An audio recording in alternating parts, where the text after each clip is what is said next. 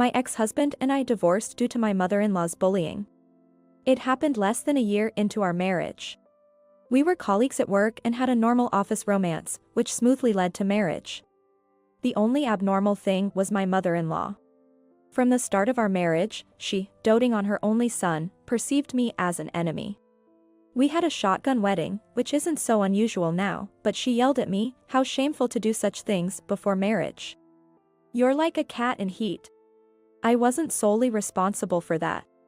I was shocked by such a reaction at our first meeting, and it seemed unlikely that we would ever get along. It was incredibly rude. I expected my husband to firmly say something to his mother, but he just pacified her, saying, "Mom, I can't stay single forever." My mother-in-law muttered, "But, Michael, a woman who gets pregnant before marriage will definitely cheat." Again, I wasn't the only one who made the baby. Frustrated, I thought I had to be the adult and remained silent. That's ridiculous. Jennifer is head over heels in love with me. Why didn't he deny it properly? My husband's reaction to the terrible accusation that I would cheat even before our marriage was absurd. And, as I keep saying, I wasn't the only one who made the baby. Why should I be the only one blamed? My husband was still trying to calm his mother, but I had lost all interest in listening to her. What a terrible mother-in-law. But I had my husband's baby in my belly, so I couldn't just leave. This was how my short married life began. Before our marriage, my husband lived at home. We agreed to live together after the wedding. However, my mother-in-law made a fuss, saying, "What are you talking about? Michael's home is here." "All right, if that's what you say, Mom." My husband easily changed our plans and decided we would live together, without even asking for my consent. Is he such a mama's boy? I thought he was kind, but he just lacked initiative. He was completely under his mother's thumb, and worst of all, he ignored her bullying me. For instance, right after we started living together.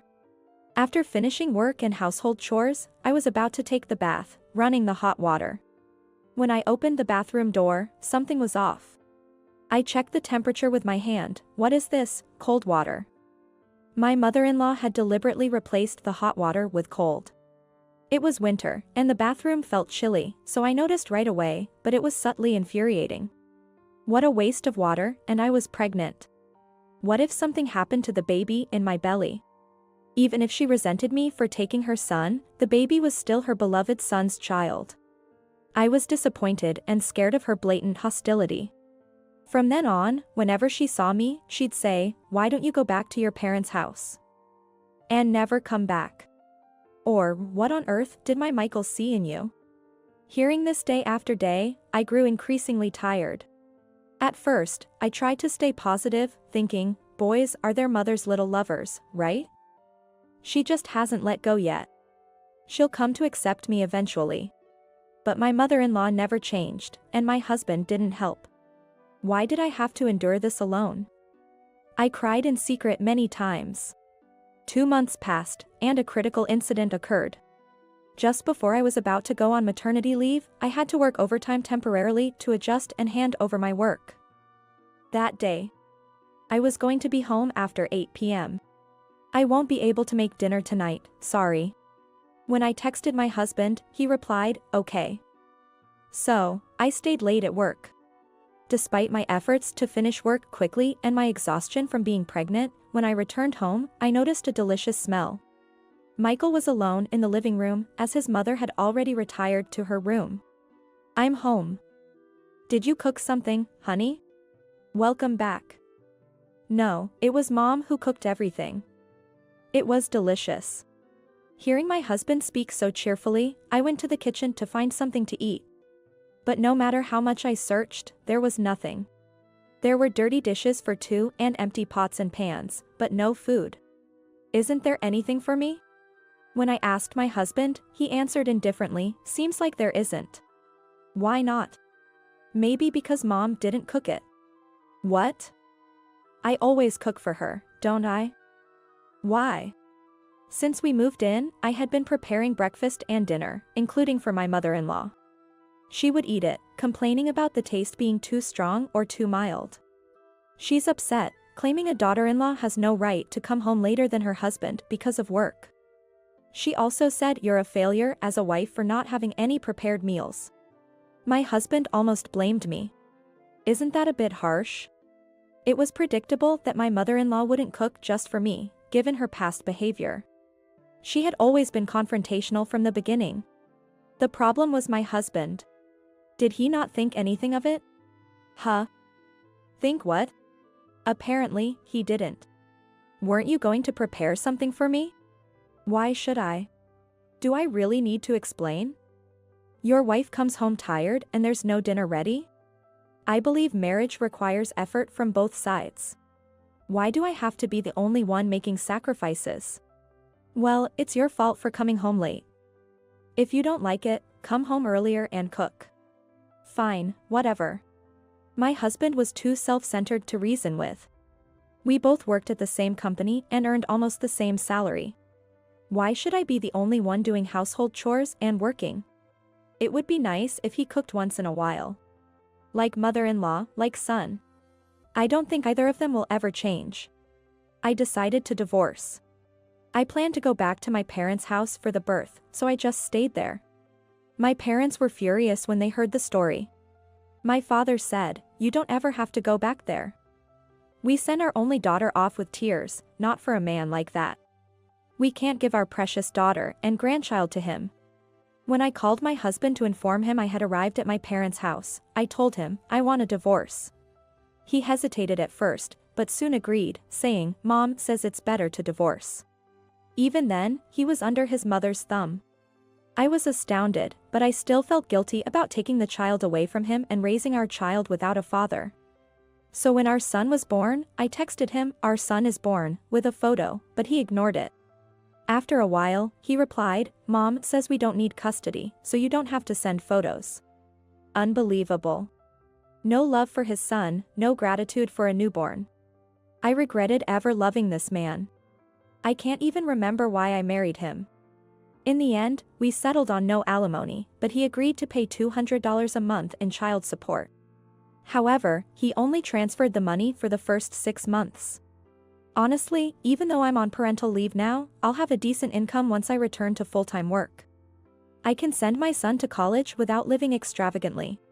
The thought of contacting my ex-husband just for the $200 monthly child support is unpleasant. After waiting about 3 months and confirming that the payments had completely stopped, I couldn't believe he would forget to pay such a small amount. Reluctantly, I contacted my ex-husband. "Hello, about the child support." As I started talking, my ex-husband said, "I've been waiting for your call. Can we meet so I can give it to you directly?" I never thought he would deliberately not pay the child support to make me contact him. "If you want to see your son, maybe on the weekend." I thought he wanted to see our son, but he shockingly suggested, "No, just the two of us, how about staying somewhere overnight?" Stay overnight somewhere? I'm with a son not yet a year old? What on earth was he thinking? Completely absurd. You left me not because you hated me, but because of Mom, right? So, if we meet outside, it should be fine. His idea was just creepy. His mother's bullying was one reason, but if that was all, we could have lived separately. I divorced him because he was utterly unreliable and I lost all affection for him. I never thought he could be this delusional. Why didn't I see his red flags before? No way. Just transfer the child support. I said just that and hung up, then blocked his number. Even if he doesn't transfer the money again, I don't want to call him. I decided to earn the $200 a month myself. After returning from parental leave, I got transferred to a branch office so I wouldn't have to see my ex-husband at the same company. And I worked hard to raise my son. I think it was about 7 years after the divorce. I received a call from an unknown number. Thinking it was work, I answered, and it was my ex-husband. "Hey, we divorced because of my mom, right? She's been hospitalized. Won't you come back?" No. You're wrong. We divorced because I couldn't handle you, not just your mother. Don't call me ever again. I hung up and quickly blocked that number too. My ex-husband's cluelessness was astounding. I felt sure that divorcing him was the right decision. Years passed, and it must have been about 10 years since the divorce. I had almost forgotten about my ex-husband when an unknown number called. I hadn't changed my phone number since it was also for work. I briefly thought of my ex-husband but figured it was fine since I had blocked him. To my surprise, it was my ex-husband, calling to say, "My mom passed away. Will you come to the funeral?" "I'm sorry to hear that, but I can't attend the funeral." Why should I go to the funeral of someone who tormented me? It was incomprehensible. Why not? "Mom is gone now. We're getting back together, so you should come. The relatives should meet you at this opportunity." My ex-husband kept making assumptions, but I cut him off, saying, "No, no, no. Wait a minute. What are you talking about? Listen, I absolutely won't attend the funeral, and there's no chance of us getting back together, even if the world turns upside down." I hung up and, of course, blocked this number too. I considered sending a condolence card as a mature gesture and consulted my mother, but my father, overhearing, strongly opposed it, saying, "Absolutely not." So, I did nothing, and about a week passed. Suddenly, my ex-husband showed up at my house. It was our first encounter in 10 years. "It's been a while, Jennifer. I've come to pick you up." He even brought a bouquet, as if trying to be polite. No, I refuse. I was scared because the conversation was just not getting through to him. Fortunately, my son was not home, as he was at soccer club practice. "We have a lot to catch up on, let's have some tea." My ex-husband tried to enter the house uninvited, but I had no intention of letting him in. "Please leave." "What's this, Jennifer, a pushy salesperson?"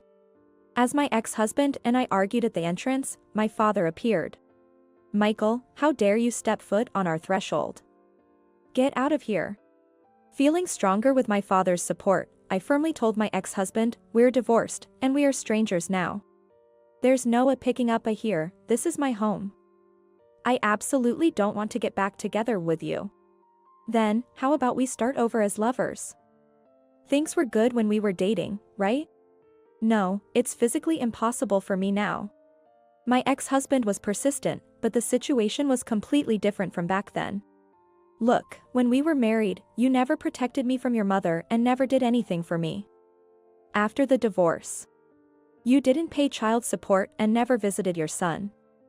How could you possibly think I would get back with you? I can't understand your thought process at all. Leave before I call the police." I thought that would be enough, but then my ex-husband said after a pause, "Then who will take care of me?" "What?" My father and I exchanged glances, utterly baffled. "It's my care. Mom's gone now, so you should do it. And it's been a while since we've been intimate at night." He seemed a bit embarrassed towards the end. I felt my skin crawl. Realizing how truly creepy it was, I was speechless. Seeing me silent, my father got angry. "Don't joke around. What do you think my daughter is?" "Please don't get angry, Dad," my ex-husband said nervously. "Enough. I don't want to be called a dad by someone like you. We're strangers. This is too disgusting to talk about." "Get out," my father exclaimed. "No, I came to pick up my wife." My ex-husband stubbornly insisted. Then, the sound of a police car siren began to be heard. A patrol car approached rapidly and stopped abruptly in front of our house. The neighbors started to gather, wondering what was happening. "You see, Jennifer, since we're getting nowhere, I called the police," my mother said, appearing from inside with a phone in her hand. "Good job," my father exclaimed with joy. The police officers took my ex-husband away, and I felt a huge sense of relief. Later, I hired a lawyer. We obtained a restraining order against my ex-husband from the court. It's best to keep someone so incomprehensibly irrational at a distance. My ex-husband's actions even became known at his company, and he was transferred to a remote island in the spring personnel changes. Apparently, a company personnel officer lived in our neighborhood and reported his behavior to the HR department. My parents' house was due for rebuilding, and we decided to move to an area with a strong soccer club for my son. This would completely sever our ties with my ex-husband. My son, who has grown up without his father, is cherished many times over by my parents and me. He's growing up healthy and robust. We're all looking forward to watching his next soccer match as a family. You're not my family now. Don't ever set foot in our house again. I was yelled at by my father and, supported by my soon-to-be husband, Thomas, I left my childhood home in tears. It was right after I had graduated from high school. My name is Amy. I'm a 36-year-old farmer. This year marks 18 years since I left my childhood home. As I think about how the time I've spent in my chosen life is now longer than the time I spent at my childhood home, I can't help but feel sentimental. My childhood home was in the city, my father was a salaried worker and my mother was a homemaker. In our family of 4, including my parents and my brother, who's close in age, my parents always clearly favored my brother as the heir. Even things like side dishes at dinner or birthday presents were always more lavish for my brother. He would lord it over me, thinking he was better, and I was always the target of his meanness. I remember feeling lonely and crying out, "Look at me, too." But my parents never changed, so I eventually gave up. The turning point in my life came in the summer of my junior year of high school. My brother, who's close in age, was preparing for college entrance exams, aiming for a top university. But he was always on edge due to poor mock exam results, often taking it out on me. My parents treated him with kid gloves, pushing household chores on me to prevent me from having time to study. I had better grades than my brother, so in a bid to improve his mood, my parents even tried to sabotage my grades. It made no sense to me. That's when I heard about an agricultural internship program from Mr. Johnson. In my high school, students who were interested could participate in a 2-night, 3-day agricultural internship. Staying with a host family, we would harvest vegetables and cook meals together, immersing ourselves in country life. Struggling with my home life, I decided to take part. But my father was adamantly against it, saying, "Farming is for idiots who can't hold down a regular job." My mother mocked me, "Why would you want to get dirty and smelly doing physical labor?" Despite their opposition, I used my own savings to sign up. It was the first time I ever stood up to my parents. And it was the right decision. I was starving for family love, and it turned out to be a truly wonderful experience. Breathing the fresh country air and working felt new and exciting, and I experienced the warmth of a family. The eldest son of the host family, a year older than me, was named Thomas, the same age as my brother. At first, I was wary of him just because he was older, but Thomas was nothing like my brother. Kind yet firm, he got along well with his parents and was nice to me too. His parents were also incredibly kind, and when I left after those 3 days, I cried my heart out. Auntie cried with me, saying, "Come back anytime." I promised, I will definitely come back. Uncle and Auntie didn't use their cell phones much, so I began writing them letters frequently. Soon, the responses started coming more from Thomas, their eldest son, and our correspondence turned into something like a diary exchange, eventually leading us to start dating. It was a pure long-distance relationship, we hadn't even kissed. After my brother failed to get into his first-choice national university and ended up in a third-rate private college, I became a high school senior facing my own college entrance exams. However, my parents pressured me, saying, "Don't go to college, just get a job instead." Their reasoning was that women don't need an education. The real reason, I suspect, was that they didn't want me attending a better university than my brother. Since the agricultural internship, I had developed a dream of becoming a farmer. I could become a farmer without going to college, but since Thomas was a college student in the city, I wanted to study agriculture at university and aim for new farming methods. With clear goals and aspirations, I studied hard every day, despite the obstacles from my parents and brother. But when I actually got accepted into a university, my father was furious, asking, "How dare you, a girl, think of going to a better university than your brother?" My mother said, "We don't have money for you.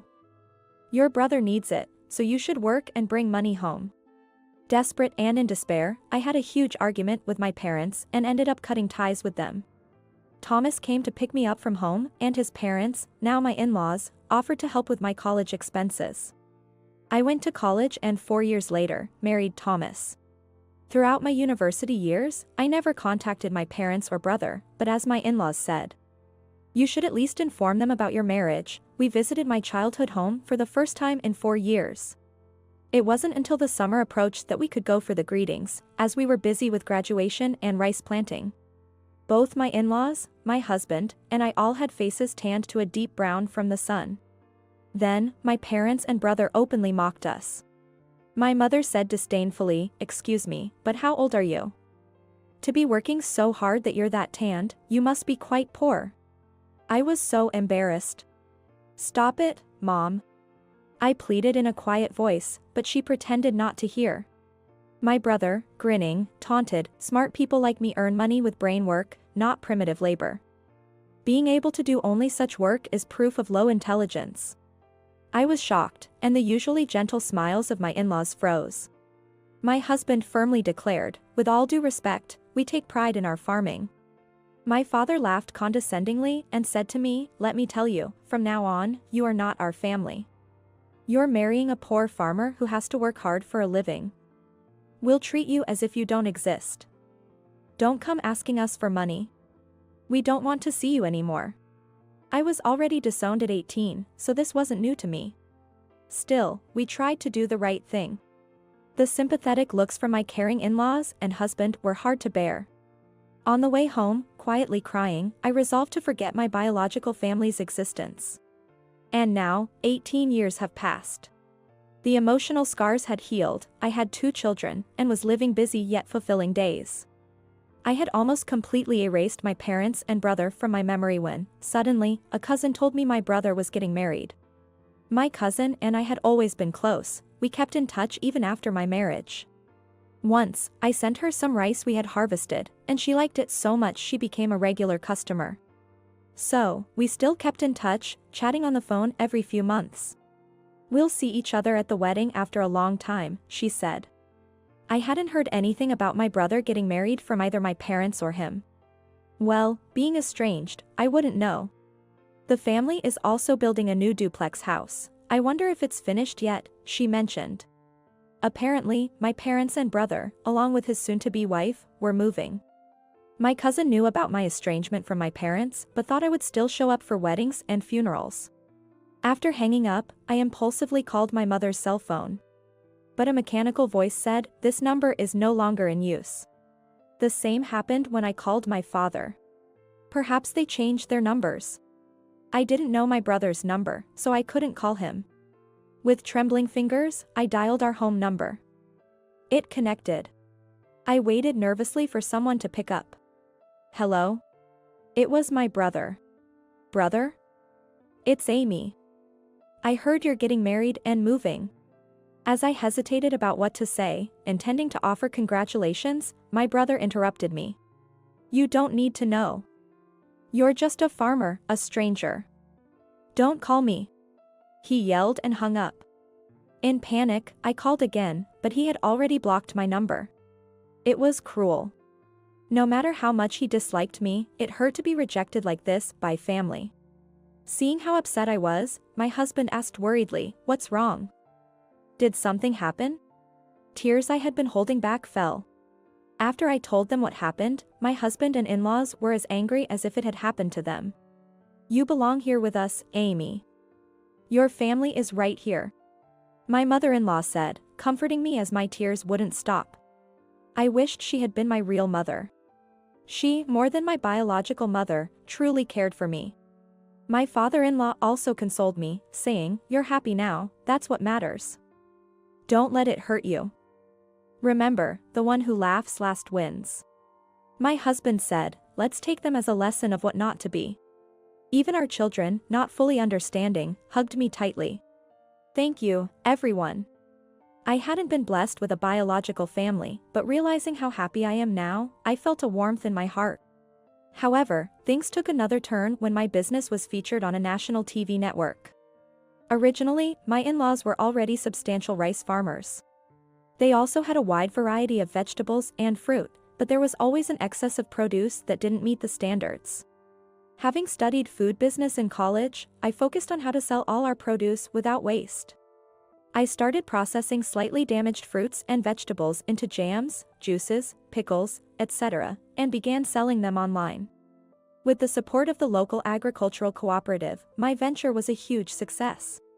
It was very popular with mothers wanting to feed their children safe, domestic produce, and with elderly people longing for nostalgic pickles. I built up the company with other young women who had married into farming families and youths who were struggling to find work. Now, it's grown into a company with an annual revenue of $5 million, and its success story was featured in a documentary. After the TV broadcast, there was a huge reaction to how much I was earning, and I received calls from various people. Calls for orders, inquiries, business deals, and interview requests flooded in, not only to the company phone but also to my personal cell phone, which rang incessantly. So, when an unknown number called, I answered, and it turned out to be my brother. National TV coverage indeed. He must have found out about my success. Without much preamble, he said, "I'm thinking of starting a business. Lend me some money." What? No way. I replied, feeling an instinctive aversion, and hung up coldly. But then he called again.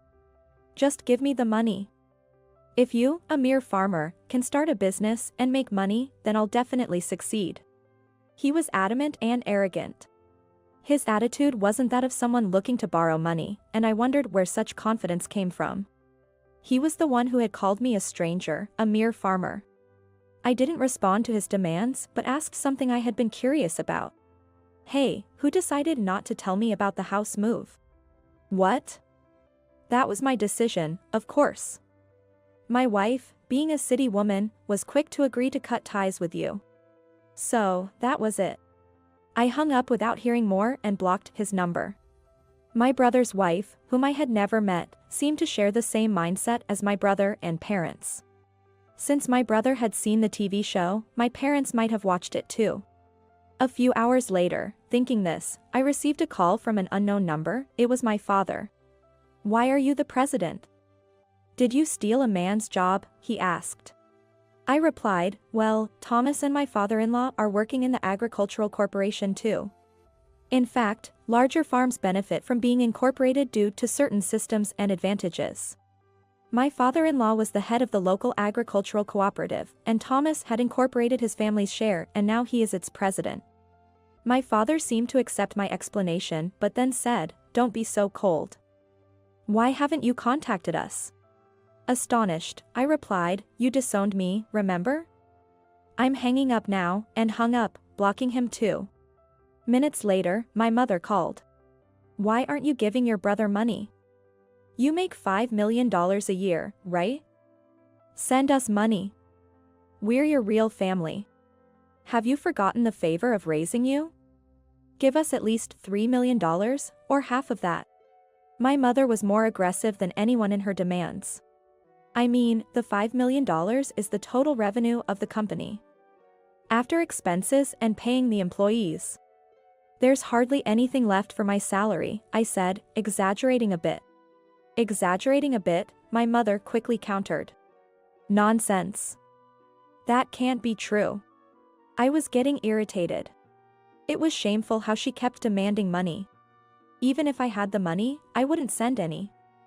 We're strangers, after all. With that, I ended the call and, of course, blocked her number too. I thought this would finally sever all ties, but I was too optimistic. To my surprise, my parents and brother, along with his wife whom I was meeting for the first time, showed up uninvited at my in-laws' house. My father said, "Hey, Amy. I'm lifting your disownment." I was dumbfounded, wondering if they were really that desperate for money. My mother-in-law expressed her displeasure, saying, "What do you people think you're doing?" My father-in-law stood silently next to her, glaring at my parents, and the surrounding employees gathered, looking at my parents with disbelief. Even my brother seemed to realize he wasn't welcome. He arrogantly said, "We are the true family with blood ties. We have the right to claim the money we've earned."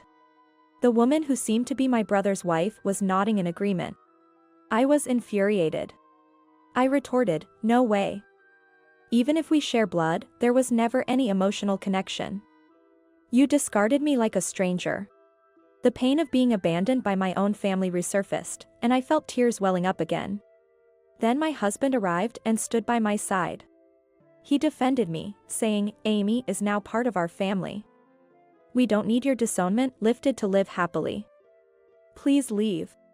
He defended me and spoke up firmly. The employees also chimed in, criticizing my parents with comments like, "That's right. What are they thinking? So rude." I felt surrounded by allies. Realizing this was where I belonged, I was truly happy. My brother, in anger, shouted, "Shut up, you country bumpkins. You're probably all uneducated trash. Just obey us." My husband coolly revealed, "Well, actually, both my father and I graduated from the University of Nebraska. And Amy graduated from a renowned agricultural college." My brother, shocked, exclaimed, "What? Your top university graduates and you chose farming?" For my brother, who only had a degree from a third-rate private university, his education was his only pride. And he never expected to be outdone in this aspect. My husband calmly responded, "Agriculture is a respectable profession. We apply what we learned at university effectively." I couldn't help but burst into laughter at this. I teased, "Big brother, you're losing to Thomas in every way." This lightened my mood considerably. Maybe I had been too afraid of my brother and parents. "I want to make this clear since it's the last time, I am now a stranger to you." I paused there for a moment. Then, deliberately changing to a more formal tone, I continued, "Therefore, as a stranger, I cannot lend or give you money. Please leave. If you cause a commotion or become violent, I will call the police and pursue legal action." With these words, I firmly declared my disconnection from them. My in-laws and husband subtly moved closer, protecting me from any harm my family might cause. I was touched by how much they cared for me. The employees also shouted at my parents, yelling, "Get out of here now, and go home." My parents, brother, and his wife glared at us hatefully but couldn't say anything more and left dejectedly. Later, I heard from a cousin that my brother and parents, seeking quick riches, had started a business with borrowed money, not from me. But their arrogance led to a huge failure. They were on the brink of bankruptcy. But they're strangers now, and I have no intention of getting involved. As for me, work is going well, and I'm surrounded by a true family, my respectful in-laws, loving husband, and adorable children. Savoring the happiness in my life, I cherish each day.